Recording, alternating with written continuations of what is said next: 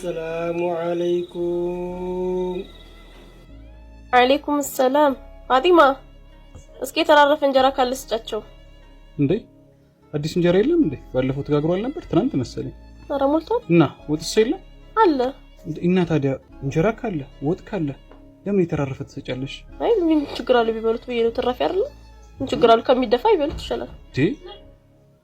ያንን ትራፊ አንቺ ትበይዋለሽ? ለምን እበላዋለሁኝ እኔ? እና አንቺ ያልበላሽውን ታዲያ እንዴት ለዒልም ፈላጊ እንዴት ለደረሳ ትሰጫለሽ? ያንን ነገር እኮ አንቺ ልትበይው አትፈልጊ። ተርፏል አይደል? ቆይቷል። አንቺ ልትበይው ያልፈለግሽውን ነገር ልትጠቀሚው ያልፈለግሽውን ነገር እንዴት ለደረሳ ትሰጫለሽ? ምን ችግር አለ ከሚደፋ እነሱ ይብሉት። እንዴት እኔ ትራፊ እንጀራ እበላለሁ?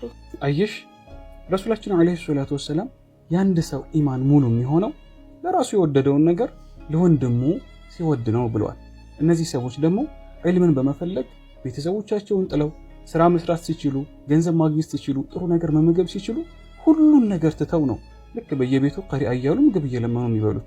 ታዲያ አንቺ ለነዚህ ሰዎች ለራስሽ የምትወጂውን መስጠት ካልቻልሽ በጣም ከባድ ነው። እንዴት የተረፈ የሳህን ላይ የዋለ ብረትድስት ላይ የዋለ አንቺ መብላት ሳትፈልጊ ውጭ ላይ ለድመት የምትሰጪውን ለዶሮ የምትሰጪውን ነገር ለደረሳ መስጠት በፍጹም ተገቢ አይደለም።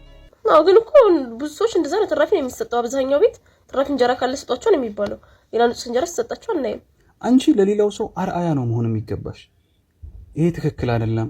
ለራሳችን የምንወደውን መስጠት አለብን፣ ማካፈል አለብን፣ ማስተማር ነው የሚኖርብሽ እንጂ ሰዎች ገና ለገናው ትራፊ ሰጡ ብለሽ እንዲህ ዒልም ለሚፈልጉ ደረሶች ነገ ከነገ ወዲያ የመስጂድ ኢማም የሚሆኑ ነገ ከነገ ወዲያ ዲናችንን ለኛ ለሚያስተምሩ ደረሶች ይህንን ማድረግ ተገቢ አይደለም። ሰው ሲሰራ ካየሽ በተቻለሽ አቅም መምከር ነው እንጂ ሰው ሲሰራ አየሁ ተብሎ ይሄ ነገር በፍጹም መደረግ የለበትም። እሺ ወይ በርበሬ ልስጣቸው እንዴ? ምናልባት እኮ ወጡ ትንሽ ስለሆነ ያለው ለራት እንዳያንሰኝ ነው።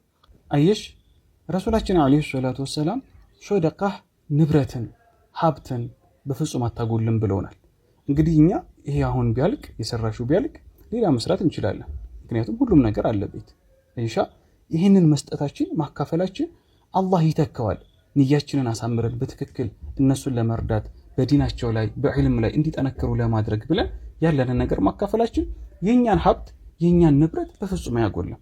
ስለዚህ ረሱላችንም አለይሂ ሰላቱ ወሰላም ስለነገሩን ማድረግ ያለብን በተቻለን አቅም እነሱን ከጎናቸው መቆም፣ አይዟችሁ ማለት፣ ልብሶቻችን ካሉ ማካፈል፣ ከቻልን ደግሞ አዲስ መግዛት፣ የምንበላውን ነገር ጥሩ ነገር ለነሱ መስጠት ነው።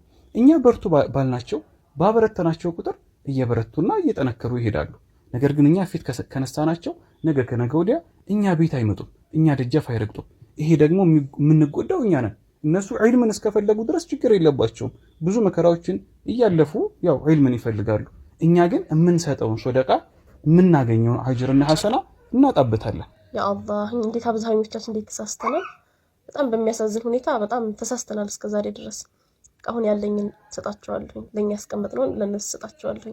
እኛ መስራት እንችላለን፣ እነሱ ግን ማግኘት አይችሉም። አዎ በአሁን ተነሽና ራስሽ ካለው ቤት ካፈራው ነገር አቅርበሽ ለደረሰው ስጫቸው።